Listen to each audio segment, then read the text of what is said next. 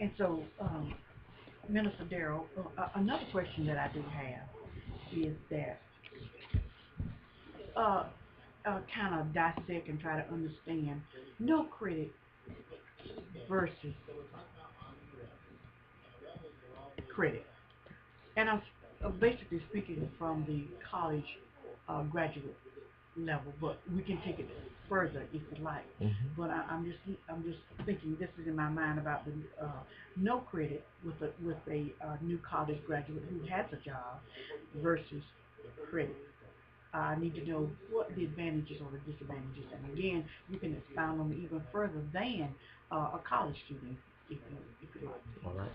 That's a real good question because um, a few years ago I was at a expo at one of the universities in Raleigh, and one of the things that I found out that banks take the gamble on with college students with no credit that's 18 years old quicker than they would somebody like you or I with no credit that's on our own. Um, they look at the fact that you as a parent, you're backing that student. And they will give them a credit card or a bank card quicker than they would you and I. Wow. Because, number one, they want to do two things as a strategy. They want to get that student and that parent as new customers and keep them and retain them. Two birds with one stone. At one stone. The other thing is they want to also be able to build a relationship where you got that obligation to pay and you're going to stay there with them until it's paid. The other thing is if you are 35 years old with no credit, they don't want to be bothered with it. Because by that time you're grown, you might be working, but there's a whole lot of unstable factors there. You know, how many of us know 35-year-old people? They don't have no stable residence. They done rented 3 or 4 apartments and didn't pay the rent so well, and back home with mom or whatever. Wow. As bad as my son is, even at 35, he got credit. It's bad credit. It's bad credit. And sometimes you might well just come on home and start all over. But I know sometimes you don't even want it back home. You're glad to stay out there where you at. Yeah. But it's crazy. You would think being 18-year-old, and they might be living in the dorm or at school, but they don't have a job. You'd be like, why would they give them credit? But there's a strategy. They get that parent that's standing behind that. You know, most parents send their children to school, they're excited, and especially if it's a student that's doing good in school. You know, they get a little credit card. You know, they open them up a student account. They even have student accounts for them. And that's targeted because they feel like if they get the student, they're going to get the parents. They get the parents, sometimes they get that whole family. So they're covering a strategy there. Whereas once they graduate, it's open. It's an open game. But you know, once they're a student there and they got a 4-year scholarship or they're going to be obligated to be there for 4 years, you know where you can find that student and get that money. And that student's going to come to the parents and Mom, now you love me, Mom? That's right. Didn't I make good grades? I made good grades, but I owe the credit card come to $100. Yeah. So you're not going to, as a parent, you're not going to let that child go and owe that money like that. Right. You're going to pay that credit card bill because you want Cindy to make sure that she's paid her credit card bill because you want her to be worried about her grades more so than a credit card payment. That's right. You don't want her to be stressed out about how she's going to make her payment. So what you do, you go ahead on and look, this is my last time, but I'm going to pay this $50. It ain't your last time. That's right. You say that. It just starts. I'm sure you said it many times with your son. Don't come to me no more. There you go. That's right. And next thing you know, you just said it last week. Just said last week. Don't come back here no more. Don't come back here. I don't want to hear it. That's right. It goes again. So the premise behind that is they gain a student they gain a parent, and sometimes they gain several members out of that family, sometimes the whole family. Because what happens is, if there's been a good relationship built between that bank, the student, the parents, the family, then the family tells their family, their friends, their co-workers. Absolutely. And all of that becomes a relationship with that bank. And that means more money. So that's a thing that people have to realize. Certain points in your life, you should have some credit. You shouldn't be 51 years old with no credit. And you living at home with your mom. You know, or you're 56 years old and you don't even own a tea kettle. You own nothing. You know, and dealing with, you know, as I say it all the time, dealing with finances, statistically, lenders and creditors look at certain phases of your life. You should be at certain stages. You shouldn't typically, and I know everybody got a reason why. You know, some people may say, well, I'm not materialistic. Well, that's cute. But, you know, what are you here for? You have to ask yourself sometimes, what are your goals?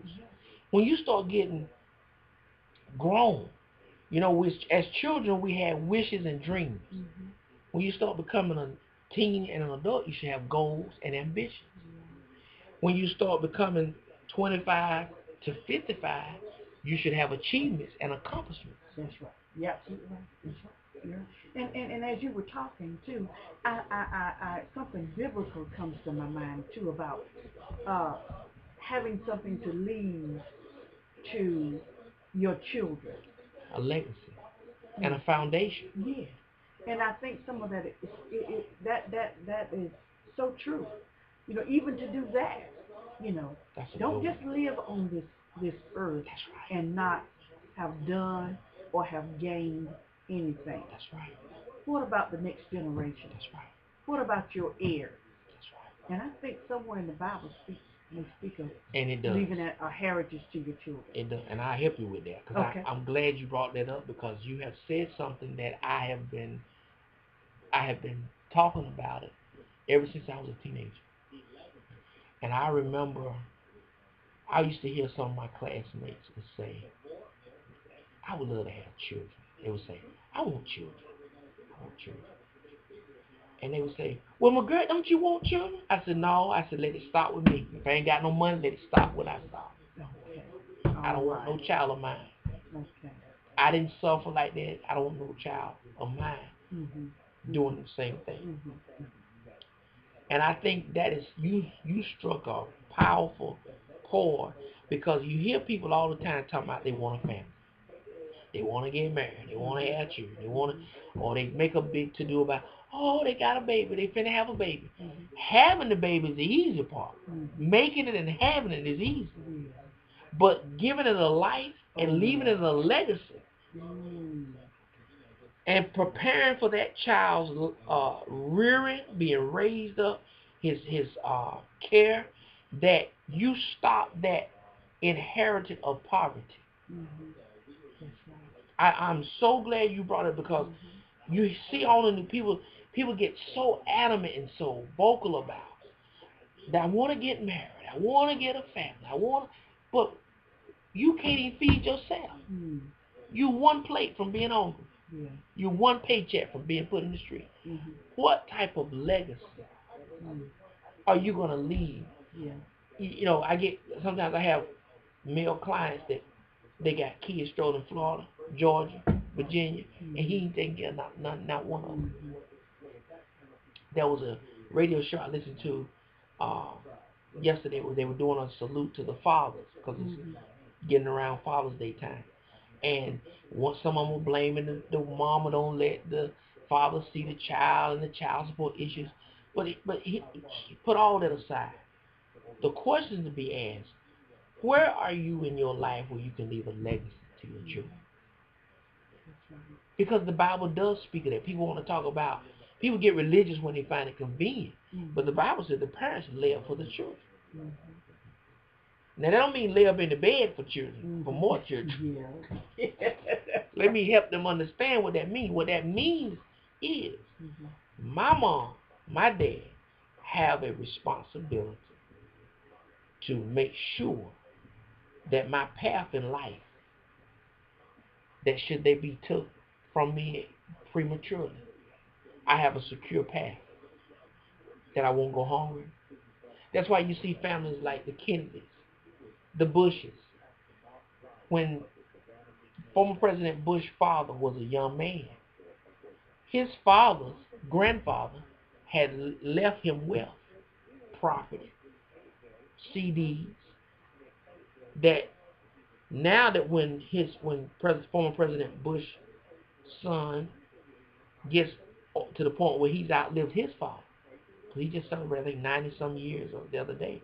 If he died tomorrow, George Walker Bush is straight. He'll never have to. His daughters, the two daughters, will never have to work a day in their life. They have a compound that takes up a whole block, and that's all family property. That the dad never bought that himself. He is now the occupant of it from family property. That's the way really the way it's supposed to happen. Just like, for example, now some may say, well, Bush folks were rich. Now watch this. Our current president, which I adore, he came from poverty. Average Joe Blow. That's right. Mama was on food stamps and welfare. But look what he's done for his daughters. Wow, set him up. He set them up. He changed. He cut that. He stopped that curse of poverty. Yes. That if he should leave the earth, God forbid, before they get his age, that's awesome. They'll never. Even Michelle, if Michelle drops dead today, God forbid, he's got money from books that he's wrote, commencement speeches that he's wrote. He set aside stuff for their future, for a trust. The royalties from anything on his images, the products out there with his likeness, they'll never have to work a day in their life. So you can't say, well, some people may say, before, that's why I love the fact that he embodies hope. I can attest to the fact, single parent home. Dad won't necessarily in the home. You had a dad, but he won't there. You know? He was African American male, had all the odds stacked against him, and is now celebrating his second term. I say not serving, but celebrating. Look at God. You know, so we got to get out of this mode of the pity party too. You know, I had adversity, but now I don't have to work for nobody. I don't have to. You know, my car is paid for.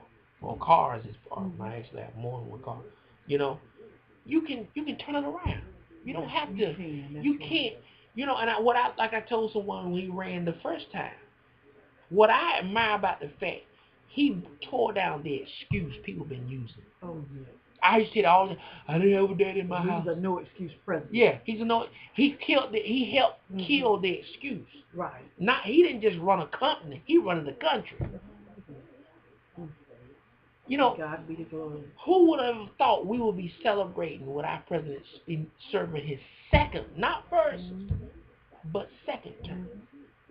And he came from poverty. He had a father that wasn't in his life. Didn't do right by him. He came from an unstable home. His grandparents actually reared him, but he still persevered. Yeah. So I'm glad you brought it, because that is something that I feel people need to stop and take a break, take a pause, stop getting so caught up in making them, and make preparations for their future. Yeah. And stop depending on the government, the taxpayers, to do what they should be doing. Because I thought we didn't make them. We didn't get the pleasure and the benefits of making them. But go out there and look, I'm going to give my child what I didn't have. I was 17 years old when my folks got me my first little Ford Tempo, brand new. So if I had a child, I'd want to have my child Have him a new car at 17 years old. Yeah. Something. Doesn't have to be a car, but like you said, a legacy that we can break that curse of poverty. You know, because I think people try to justify being poor, and that's not the will of God. That's It's right. not. You're absolutely right. I don't know where we got this stuff where it's evil to be wealthy or be secure. That's the part we serving a God of provision. He says, I wish above all things That you prosper, be in good health. even as your soul Even as prospers. your soul prosper. Because let me share this with you. When people can see that God has blessed you, it draws them to God.